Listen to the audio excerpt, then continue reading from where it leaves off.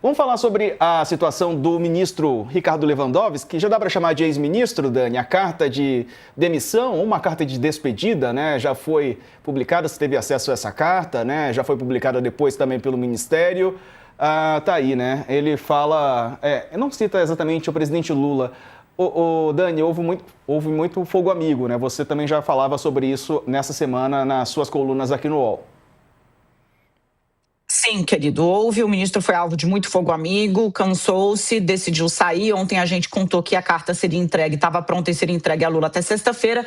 Foi entregue hoje, pessoalmente, em mãos, pela manhã. O ministro usa, né, do estilo que ele é muito conhecido, né? É uma figura de vocabulário muito distinto, então é exatamente assim que faz uma carta sucinta, mas manifesta a sua elevada estima e diz que foi uma honra servir ao povo brasileiro depois de ter se aposentado do Supremo Tribunal Federal como titular do Ministério da Justiça. O ministro também, eu vou tratar disso na coluna amanhã, fez um balanço numa carta aos servidores do Ministério da Justiça, de quem se despediu antecipadamente.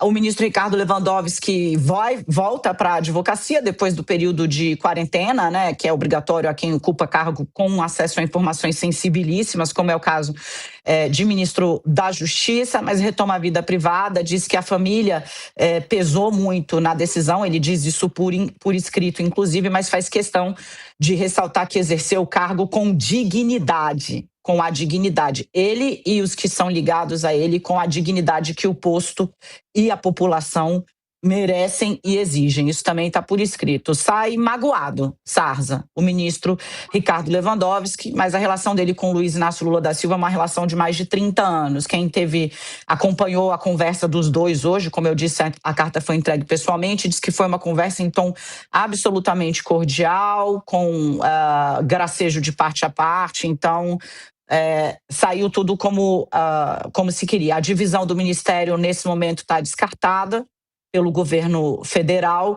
A gente vai ter de acompanhar aí agora quem porque a briga tá de foice, tá? O ministro deixou uma cadeira que é muito cobiçada. A briga tá de foice. A gente fala sobre isso logo mais. Eu só queria, querido, explicar por que a investigação do Master foi para o Supremo Tribunal Federal. Faz isso, Dani, tecnicamente, foi uma dúvida levantada, é muito rápida. É porque apareceram, quando a Polícia Federal faz a batida, a operação no Master, a polícia encontra uma planilha nos meios do documento do Vorcaro que tinha o nome do deputado João Carlos Bacelar. Ele é deputado do PL da Bahia, deputado federal do PL da Bahia. João Carlos Bacelar estava com o nome numa planilha de investimentos imobiliários, salvo engano, que estava com Daniel Vorcaro. E aí a defesa de Vorcaro foi quem, como todo o material que a PF tem acesso e passa para o Ministério Público, ela também passa para a defesa, assim como foi no julgamento do golpe, enfim. A defesa do Vorcaro, que tem apenas 5 dos maiores criminalistas do Brasil, é uma banca, só 2 ali, o Valfrido Vardi e o Pier Paolo Bottini, assim, são um banco, entendeu? Em termos de o que custa. Mas ele tem 5, não só 2, não. Então, os advogados que não tem criança advogando para o Daniel Vorcaro viram aquilo ali e falaram: opa, tem uma menção a uma pessoa com foro de prerrogativa de função aqui, ou seja, foro privilegiado.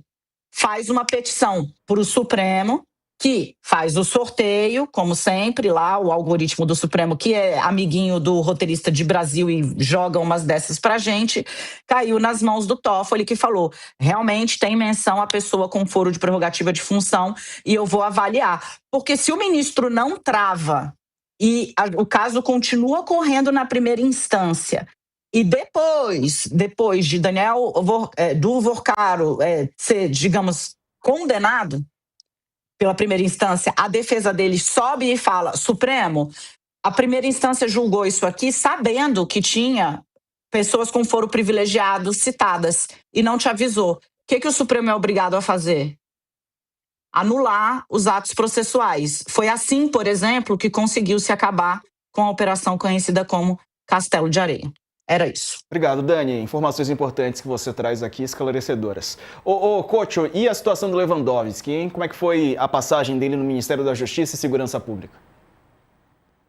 Olha, eu acho que ele não cometeu nem grandes erros, nem grandes acertos. Foi uma passagem bastante discreta. Ele é um grande jurista. Eu acho que ele teve muita dificuldade com a área de segurança, que não é... Ele é um estudioso, um acadêmico, não combina, né, com a área de segurança, né? Não era um xerife, né? Eu acho que ele fez isso, ele foi para o Ministério e ficou lá muito pela amizade com o presidente Lula, que é uma amizade antiga. O Lula insistiu muito para que ele fosse, mas ele estava meio o peixe fora d'água ali, sabe? Ele tinha muito mais a ver com o Supremo, quando ele foi ministro, do que com o Ministério da Justiça. Eu vejo assim. Eu só queria aproveitar que a Dani está aí para saber uma coisa que todo mundo está perguntando: quem é que vai para o lugar do Lewandowski, Dani? Conta para nós. Amigo, tá uma briga de foice, querido. Uma briga de foice, muita especulação. O Lula disse que não quer alguém com um perfil brucutu, foi a expressão que o Lula usou, né, à frente do Ministério da Justiça. Disse que gostaria de ter alguém ali, linha de confiança, mas que entenda qual é o projeto dele, a cabeça do Lula, para uma pasta tão sensível. Chegaram a falar, de fato, no diretor-geral da Polícia Federal. Eu não acredito nessa possibilidade, o Andrei Rodrigues. Por quê? Porque está conduzindo com muita tranquilidade a Polícia Federal, o órgão está coeso, a PF está fazendo uma série de investigações importantíssimas, Master, Operação Carbono Oculto, PCC, Comando Vermelho. Olha onde a PF levou a investigação sobre o tráfico de drogas no Rio de Janeiro, no andar mais alto do Legislativo local. Então, assim, seria trocar uma peça de um time que está jogando muito bem, uma peça que não seria facilmente substituída.